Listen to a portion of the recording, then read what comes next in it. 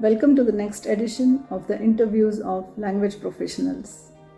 Our guest today is Mr. Vikrant Pande. He is an engineer and a graduate of Indian Institute of Management, Bangalore. He is now a full-time writer and translator. He realized that translating Marathi literature or Marathi classics or even Marathi texts into English will open a much wider reader base. His mission and passion to translate Marathi classics and texts into English and thus taking it to the masses is evident. He has translated 12 and counting Marathi classics into English. So come join me in the conversation and let us understand his journey. Welcome to the show, Mr. Vikrant Pande. Congratulations on the publication of your recent book, Kaka Vidate's Duryodhan. I would like to ask you, did the publisher offer the book to you or you selected the book for yourself? In this case, I was very lucky. One of the editors I'm working with her, I've almost done 7 books in HarperCollins. Now she is with Eka, Amazon. Okay. She actually identified this book from Kaka Vidate, saying that Duryodhan is a fantastic book. Vikrant, would you be interested? And the moment I saw the book, I got very excited about it. Okay. Yes, that's right. So in most cases, I've been lucky that we have had a good interaction in terms of both me and the editor identifying Marathi classics and books which we feel would do very well in English. And in most cases, whatever books I have suggested, they have always been accepted by my editor. So I have been very lucky in that respect. Yes, it has worked well for me. Yes. Yeah. So do you feel any kind of pressure or tension when you are translating a bestseller? Because it has a certain aura and an impression in people's mind. I would not say pressure, but there would be a certain, I would say, responsibility for sure. For example, iconic books like Shriman Yogi by Ranjit Desai or Sambhaji by Vishwas Patil. I mean, these are books which are very, not only well known, but people consider Shivaji and Sambhaji as great icons. And the author has done a fantastic job in portraying them in a very balanced manner. So it was very important for me to ensure that the essence of that Marathi translation, the Marathi original, came out very well without making it look like a foreign book. So the Marathi essence had to be preserved, especially I'm talking about, if I say Shriman Yogi, the Marathi and Sambhaji, the Marathi essence had to be preserved very well, and yet it had to be written in an English language because, the reader very largely is going to be a non-Marathi speaking or definitely a non-Marathi reading reader. Correct. So the responsibility was very high, yes. Yes, okay. So is translating a classic a lot of fun or a lot of hard work? Yeah, it is. When we are doing the translation, yes, I would not call it hard work, but it is definitely a lot of daily routine, disciplined 3 to 4 hours of work every day. So it is not fun in that sense that a lot of people think. But what I am enjoying in the process is that I am creating something. And that is giving me a lot of pleasure because you are converting a fantastic Marathi novel into English. And I call it a creativity within a defined space. The definition has been set by the original, the boundaries have been set by the original author. And within that, I have got a chance to play around and do my own creativity, using my own phrases, maybe changing the paragraphs and the sentences to suit the English language. And in some cases, one has to probably take a little bit of liberty in also being a little more creative in the way certain sentence formations are done, because especially in vernacular, for example, some authors have a staccato style, which is a very short sentences. Shivaji challe hote. ते पुढे म्हणाले, त्यांनी तिकडे बघितलं. These kind of, they could be very short sentences which may not appeal in English. One has to look at them very differently. So yes, the creativity part I enjoy, but it's a long job. It doesn't get over in 1 or 2 months. It's a few months of hard work. Okay, it's a laborious job, one can say. It is, yes. Okay. So, and can you explain to us how you approach the regional nuances while translating from Marathi? It's a challenge, and in some cases it is a deliberate. So I had a discussion. I'll give you an example of, say, when Shivaji calls Jijabai Ma Saheb. Okay. If you call it as mother, the whole essence is lost. Yes. So you have to maintain some of the original Marathi words. त्यांनी मुजरा केला. Ma Saheb, Jijau Saheb. These are, they are the some of the phrases or expressions which are the essence of the Marathi story. And one has to consciously keep the original words rather than when Aurangzeb is calling Shaista Khan, he's saying Mama Jan. It should be Mama Jan only or Abba Jan, and not uncle, because the essence would be lost. So when I'm writing in English for the Indian audience, I am not giving an explanation of what Ma Saheb means. But yes, if it was for an international audience, then we could have put some of the explanations. But in Indian audience, it was not required, because people understand a mama or a ma in most languages as uncle or a mother. Okay. So that was one example, like a mujra. He performed a mujra. An elaborate bow or a salute does not really convey the right meaning. So these were some of the examples where I felt that it's a good balance to keep the Marathi or the original Urdu words. Khamosh, when Aurangzeb says that Khamosh has a certain value which will not come in silence. Yes. He shouts, silence, let me speak. But Khamosh is like a command, and everything comes along with that, the personality, the aura of the Emperor Aurangzeb. So I think those we deliberately maintained in the original language. I see. Okay, great. You started your translation engagement with your favorite author, Ranjit Desai's book Raja Ravi Verma. And even I am a fan of the translation also now, the original also. So please tell us more about it. Yes, of course, Ranjit Desai, is a favorite for me and millions of Maharashtrians. And what had happened was that there were 2-3 reasons why I picked up Raja Ravi Verma. One, I am born in Baroda. I have been to the museum which is owned by the Baroda Gaikwad royal family, where they have almost 14 or more than 14 original Raja Ravi Verma paintings, which I have seen them many times. And I also have a large collection of Ravi Verma oleographs. Oleographs are the paper prints which Ravi Verma himself made when he had a printing press in Lonavala. So Ravi Verma was a topic which was a subject which I was very aware of. When I read Ranjit Desai's biography, I was very impressed, because I never knew the life of Ravi Verma in so many different facets, which Ranjit Desai has done extensive research and come out with a fascinating story, keeping to the facts at the same time making it very interesting. So that was the first book I selected. Though my all-time favorite is Shriman Yogi from Ranjit Desai's writing, but that I got the permission much later. Okay. Yeah, great. So, is there a research process involved when you begin your translations? Yeah, I would say research, the first thing which I look at more than the popularity of the book, because there are a couple of Marathi books I remember I have rejected, though my editor had suggested that. One book was, it was later translated by Jerry Pinto.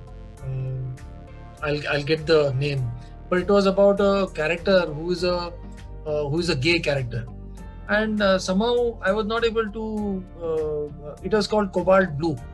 Sachin Kundalkar, I think. Sachin Kundalkar. And I'm just giving it as an example. It may be a great book, but I was not able to connect with the story itself. There were certain books by which are very deeply rooted in the Konkan region. The story, the vocabulary used, the language used. I myself was not very comfortable with these stories. Then I would not pick it up, though they may be extremely popular. So my first criteria is, do I personally like the story? Am I able to enjoy it when I'm reading it?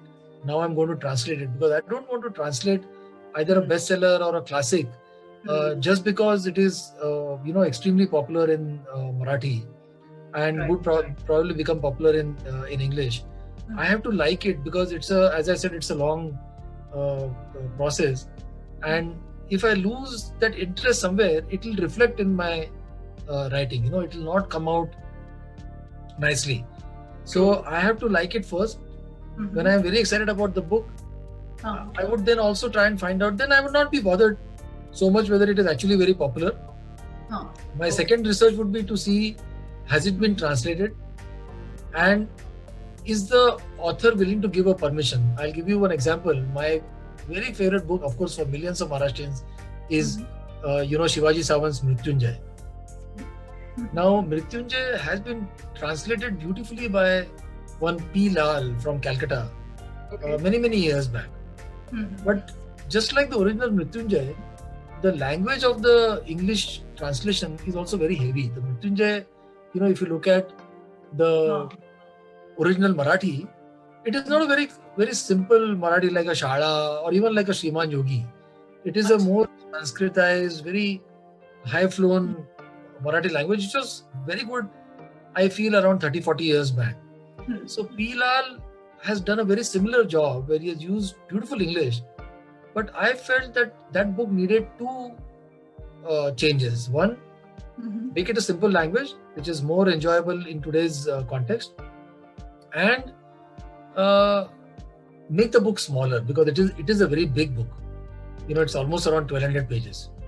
Oh, okay. Now, unfortunately, what happened while Shivaji Savant's wife was willing to go ahead, I checked up with Mehta Publishers. I found that the contract with the English translator was such around 30 years back that it is not giving us an opportunity to do one more translation. And that's interesting. So I, despite the Marathi publisher, the Marathi copyright owner wanting to come out with a new translation, we could not go ahead with Mrityunjay. I still feel bad. It's one of the most wonderful books I would love to translate. And unfortunately, the English version is not even available, or if it is available, it is very expensive, like 2,000 rupees or something like that, But well, so some of these are where you're not able to do anything. Right, that's true.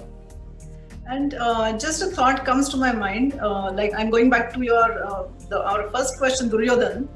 So we have a certain impression of him in mind since childhood. Like we have heard from our grandparents and parents also. So does this come in the way in the process of translation?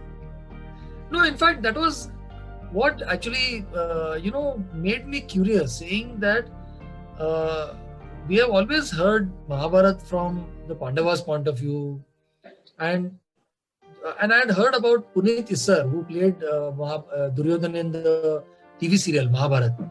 He does a very interesting Hindi play in Delhi called Duryodhan, and my friends had told about the play. I have not yet got a chance to see that.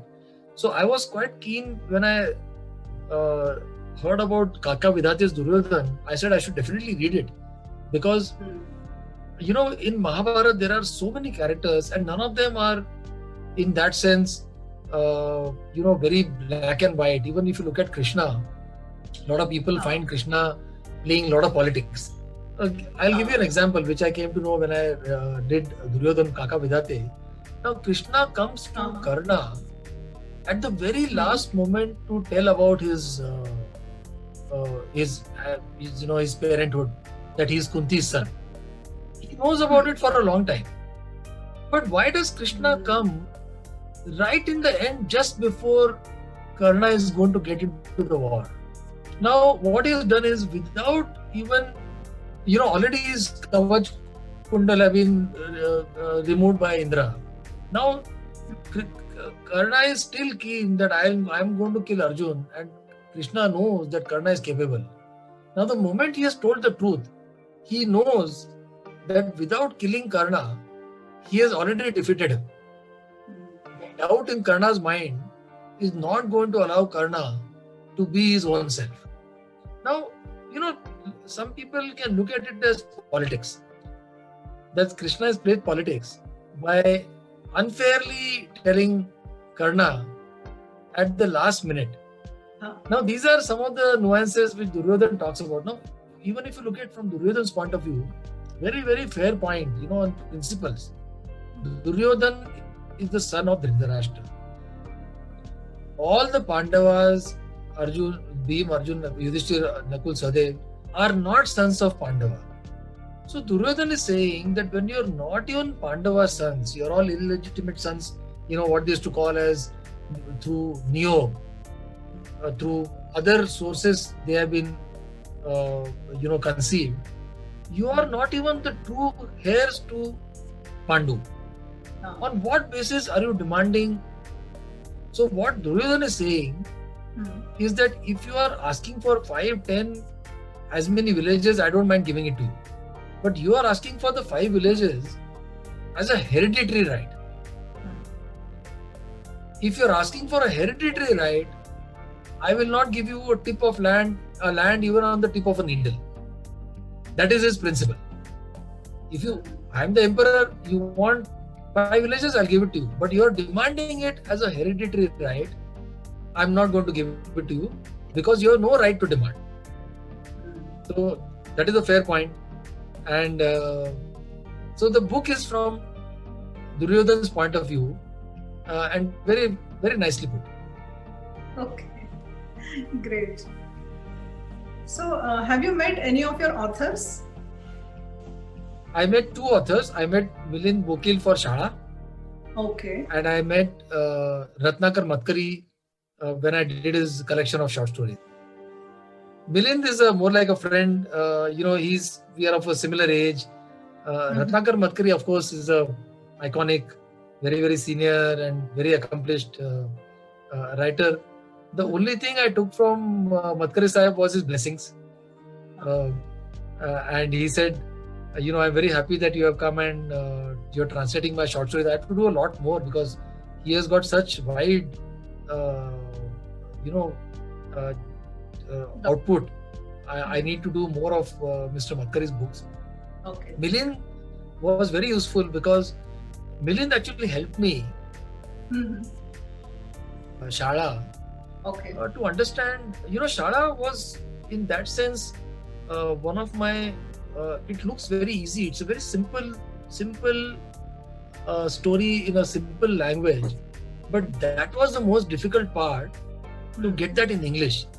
This is a voice of a 15-year-old 10th standard boy, Mukund, who is in love with his classmate. Now, in the English language, I had to ensure that I am using the language of a 15-year-old boy. We are adults. We tend to use very matured language.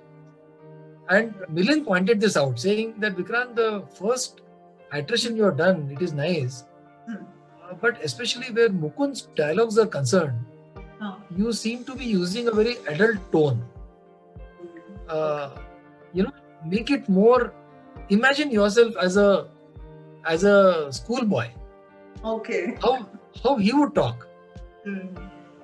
And so it was, and this was because of Milind Bokil giving me this advice, and then the book came out very well. So Shala is one of my favorite books. It's a lovely story. Wow. Great movie, and I really enjoyed doing that. But this was a challenge and I didn't realize till I met the author. Mm. So it really helped me to. No, In Nasi Namdar, Nagnat Inamdar, Ranjit Desai, the authors were no more. So unfortunately, I would have loved to have met these people just to take their blessings and understand how they write. But unfortunately, Vappu Kale, so these authors were not there for me to meet. Which piece of work have you enjoyed the most? Yeah, I can answer. I would probably say two are really my favorite. Okay. Iman Yogi, I think, is the favorite of almost all Marathi readers. I read it in childhood.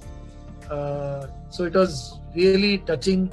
In so many places, I am crying when I am translating the book because Ranjit Desai writes so beautifully, and the dialogues between Jijabai and Shivaji are so poignant. Many places I had to just stop because I am in tears. I really was touched when I did that work. The second one, which is my personal favorite, again I like it more because of the story, is Milind Bokil's Shala. I find that such simplicity, and that is the beauty of the story. It is a simple 2-line story, a 10th standard boy falling in love with his classmate. It's a tragic, not tragic exactly, but it's a bittersweet story. True. And I really enjoyed doing that work. Very, very nice. And one of the few stories which have been made into a Marathi movie, keeping the original also very much intact. So the movie also has come out very well thanks to the director who worked very closely with the author. Unlike Rao Bajirao Mastani, for example. Okay. Again a fantastic book by Nagnat Inamdar Sahib. But the movie was made in its own way, very dramatic, very loud, different from the way the book is, very sensitive, and it's a touching story. But the movie was very differently made. Yeah, I think they took a lot of cinematic liberty. In fact, Raja Ravi Verma. Yes. In fact, I met Ketan Desai in one Ketan Mehta in one literature festival, and I asked him, saying, "Sir, I have translated Ranjit Desai's Raja Ravi Verma, but when you made this movie called Rang Rasiya, which surprisingly didn't do well in India, you have used a very small part of Ravi Verma's life. Why is that so?" But the director answered saying, "It is my prerogative what I can show in the movie." So anyway, I could not argue with a director like Ketan Mehta, but I just put my point saying the book is much broader in its canvas. He has chosen a very small part of the affair of Raja Ravi Verma with Sugandha and made it very romantic and slightly titillating. But that was another book which I translated, which was made into a movie, Raja Ravi Verma. But very differently made. How did you bring the Indianness in your translations? I think, I don't know if I can give you a scientific answer for it, but yes, it is. So one of the examples was by using some of the, keeping the, which bring out the essence of the story so that people know that it's an Indian story. It was important in certain places that the reader knows that it's an Indian story, like when you're writing a Shahenshah or a Sriman Yogi or a Rao. It is important to make people aware that it is an Indian story, it is not a global story. But Vappu Kale's Karmachari or Ratnakar Matkari's short story collection called Darkness, that was written by me in a typical, like an English author. I didn't have to bother about the Indianness of it because the stories were very global in nature. Vappu Kale's Karmachari is the story of a common man. He could be in Bombay, he could be in New York, it probably would not matter. Same with Matkari Sahib's Darkness. Again, very interesting stories. In certain cases, the phrases, the geography, and some of the colloquial terms were deliberately kept to ensure that the Indian character is not lost and it is accentuated by keeping them in it. Okay, that's wonderful. So, but sometimes you have to. I'll give you one example. Like in Shala, this Mukund has a friend who uses a sort of a Marathi, colloquial slang or a epithet like ichi bhana. Okay. Now he says ichi bhana. Now it is not even like in Hindi somebody might say abe. It is when I asked Milind, he said, well, it is in Hindi you could call it a gali, but it is not a gali. It is a sort of a endearing phrase which you use for your friend. Now there is no equivalent of that in English.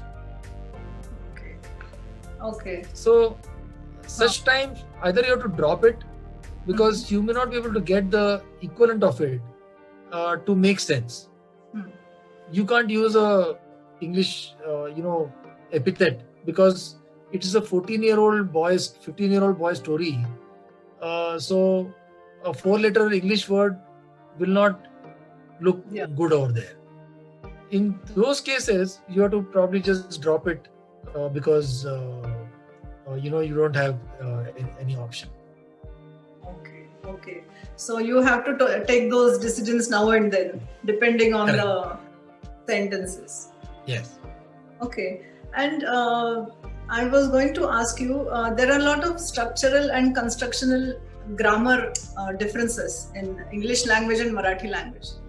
So how do you deal with them? Fundamentally, because if you look at all vernacular Indian languages, it is very easy to change the tense within the same sentence itself, and it can look very, very odd in English. Similarly, he said that I was going. I mean, if I literally translate a Marathi or a Hindi line, can look very odd in English. He said he was going is the correct way to say that. But in Indian languages, some of these are very easily transportable, and the reader understands what the author is saying.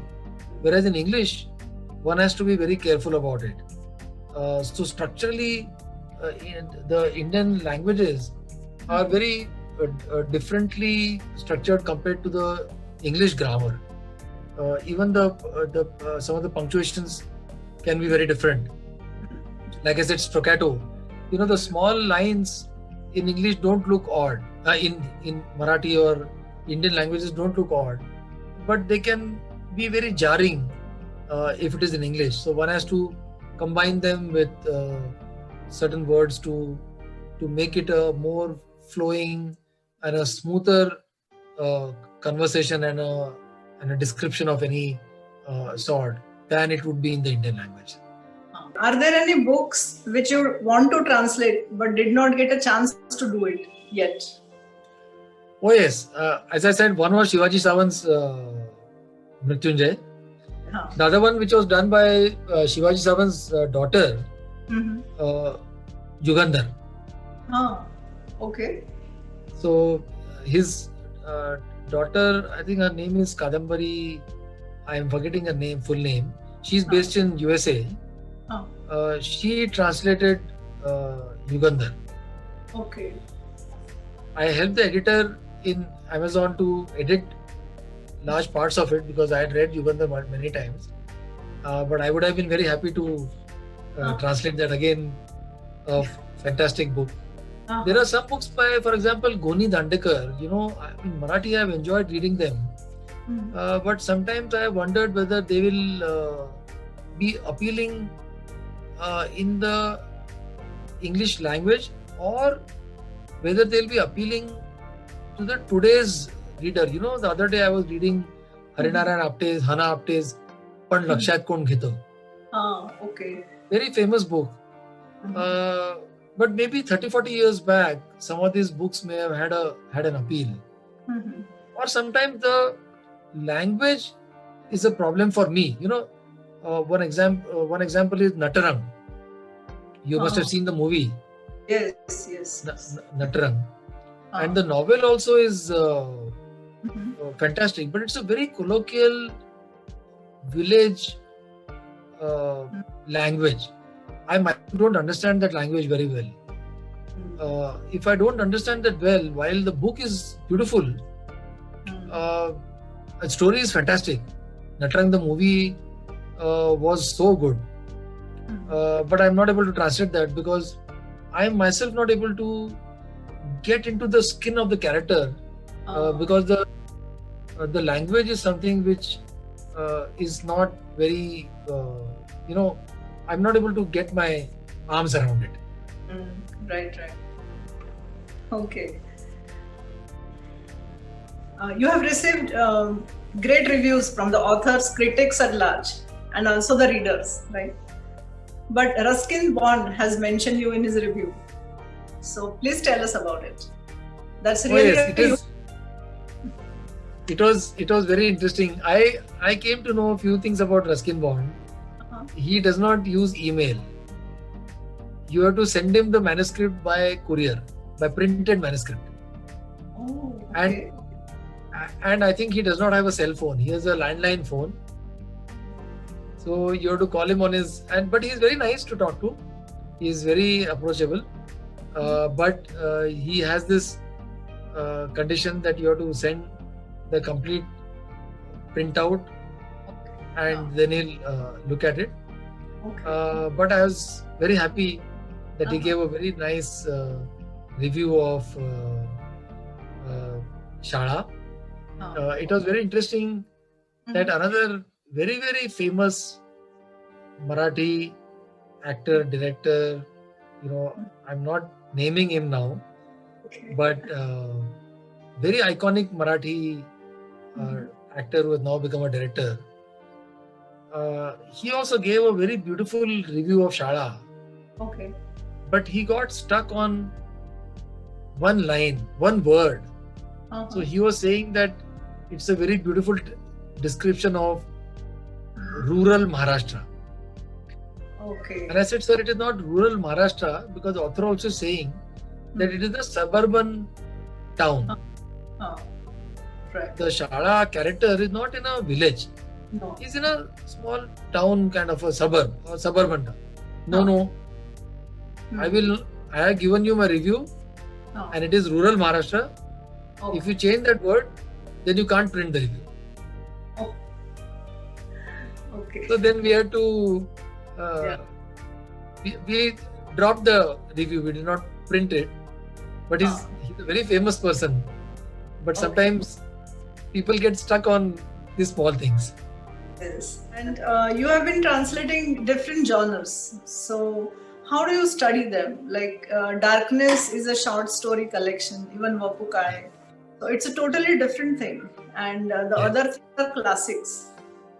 I mean, you are touching all aspects of the literature, I think. Yeah, so as I said, I had gone by what I like. A case in point was,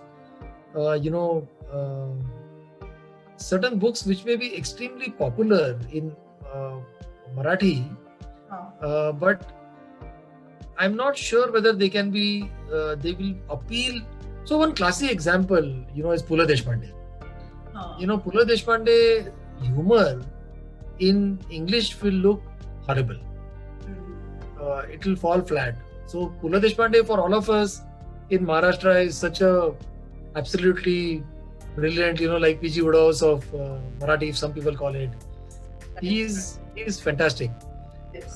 But it will not appeal in English. So while first I had to see that I like it, then will it also have an appeal in today's generation and today's English language and the how today's reader will react to it. certain classics, as you said, like Shriman Yogi or Sambhaji, Shahenshah, Rao, these are classics. So at any generation will enjoy a Shriman Yogi. But Hana Apte or a Goni Dandekar, sometimes I'm not sure, maybe I should try that, but I sometimes get a feeling that they may not appeal to today's generation as much, the current reader. Also, the kind of language they're using, it may not be that enjoyable. So I think you don't go by the genre, but you go by whatever touches your soul. And of course. Yeah. So that is most important. Genre, like recently I've done, Anita Pande has done a book called Ek Goldie, Ek Hota Goldie. Okay, yes.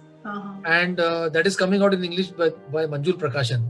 Okay. I love that topic because Goldie Anand with Anita Pande has spoken so openly, so candidly, and he describes some of the Devanand songs, the Devanand movies which he directed in great detail. In fact, I went and saw most of the Devanand movies again while I was translating the book, because he talks about those nuances about songs in Guide, songs in Hum Dono, and what went behind the song, how he came up with those words, sitting with the lyricist, what are the dialogues before the song, things like that. So the book will come out very shortly, Goldie, and while it was a filmy book, it's a film director's biography, but very enjoyable, very candid, and Anita Pande had done a wonderful job in Marathi. So I really enjoyed doing that book. Great. So we would look forward to a translation of it also. Yes, it is coming out by in another 15 days. Oh, great. Wonderful. That will be great. You have been a speaker at various literature festivals. For example, Alembic Gujarat Literature Festival, Jaipur Literature Festival. What do you think is the contribution of these festivals in our language industry? Oh, I think especially, if I had to look at Alembic Gujarat Literature Festival, they are focusing on translations and Indian languages a lot more than, let's say, even at Jaipur, there were a few slots, but predominantly it was towards original English writing. Whereas today, a lot of these festivals are looking at translations and Indian languages, Marathi, Gujarati, Tamil, Bangla, Hindi. What is really not surprising, encouraging, Jaipur Literature Festival, Vidarbha Festival in Nagpur, the Bangalore Business Literature Festival, Ahmedabad, Baroda, very high number of young crowd, college students, young IT professionals. Jaipur, there were thousands and thousands of young people in the venue, which is fantastic. So it shows that, they are coming there to, some come just for celebrity spotting, but large number are coming, buying books, listening to various, each, in Jaipur, I remember each venue, there will be at least 300 to 400 people listening very attentively for 1 hour. So I think it was very encouraging to see in Vidarbha Literature Festival. I went to Nagpur. Lot of young crowd, all the volunteers are college students, lot of young people. In fact, I did a workshop on translation, and there were around 150 people, out of which almost 100 were less than 30 years of age. So that is very yes, that was very nice. So, and people are asking a lot of questions. How do you translate? Career in translation. How do you select books? It was very nice to see a lot of young audience in the crowd. So the first book, which will come out in April 2021, is called In Footsteps of Ram. Oh, It's an interesting story yeah. where it's a travelogue come unknown stories of Ramayana. And this I'm co-writing with another friend of mine, Nilesh Kulkarni. Okay. So we actually traveled to many places which are on the map of Ram's Vanvas journey from Ayodhya up to Sri Lanka.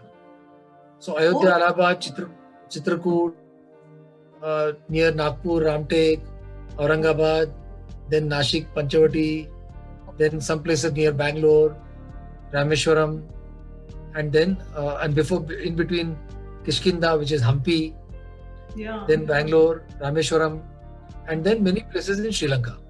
So all these places we actually visited and stayed for nearly a week, meeting a lot of local people, local priests, and getting unknown stories of Ramayana. So the book is tentatively called in Footsteps of Ram. It's a travelogue and unknown stories of Ramayana which you won't find either in popular mythology or in Tulsi Ramayana or Valmiki Ramayana. So it's a fascinating book which will come out. Yeah, I'm definitely for it. It's really There's one more book which I'm just finishing. And I got the Best Business Book Award for the translation of Tatayan, Girish Kuber's Tatayan, called The Tatas. I am now writing a history of the State Bank of India. I was surprised to find that State Bank of India started as Bank of Calcutta in 1806. It goes back then. 220 years of SBI's history. The Bank of Bengal, Bank of Canada became Bank of Bengal. Then there was Bank of Bombay and Bank of Madras. Then those three became the presidency banks. Then the presidency banks merged to form the Imperial Bank. And then the Imperial Bank became SBI in 1955. And after 1955 also SBI merged with other associate bank. There's a very long history of banking in India itself. And along with that, the history of India itself from 1806, because you're talking about even before the 1857 First War of Independence. Right. So many things get covered. So I'm trying to make a very interesting history of India, history of banking in India, and of course history of SBI, State Bank of India. Yes. So I'm hoping it to be a very engaging and an enjoyable book for everyone. Trying to look at a combination of business and history. I've done a lot of work on history. Okay. And the SBI falls very nicely in the category of business history. So I'm in talks with a couple of publishers to also look at one or two other books in that category of business history, hopefully in the next 1 year. Oh, that's great. If you were to change anything in the language industry, what would that be? I think even today, some of the publishers tend to look at translation as a second choice. They like original work as the first choice, though translation is as much an original only because it is coming out for the first time in that language. Correct. So some publishers have tended to look at translation, giving it a little bit of a second-hand deal. I have been lucky that HarperCollins or Amazon, at least for me, they have been extremely nice. But I know that in many cases it gets a second hand. The second would be, the distribution of Indian literature still needs a lot more, distribution points, book reading, more cafe come bookstores where one could just browse and enjoy books and then buy them. Audio books, which again becomes one way for somebody to make a book popular. I have done a lot of work with Storytel, which is an audiobook company. So which book? Storytel I did not do the printed books, they had given me stories written by Marathi authors. I translated them into English. Okay. So that's a I'm totally. now writing Mhm. the one book which I did for Storytel, which was already in in print, was Confessions of Amir Ali Thug by Peter Meadows Taylor. It's a very old book written in 1850 Okay. about a thug called Amir Ali, and that I wrote in modern colloquial conversational English, because it was written in those archaic times. The English was very, in the 1850s. So that was one book which I did for Storytel. Many other stories I did for them, which were written by different Marathi authors. Great. It was nice to have you on the show. Thank you, Lalita. Thank you.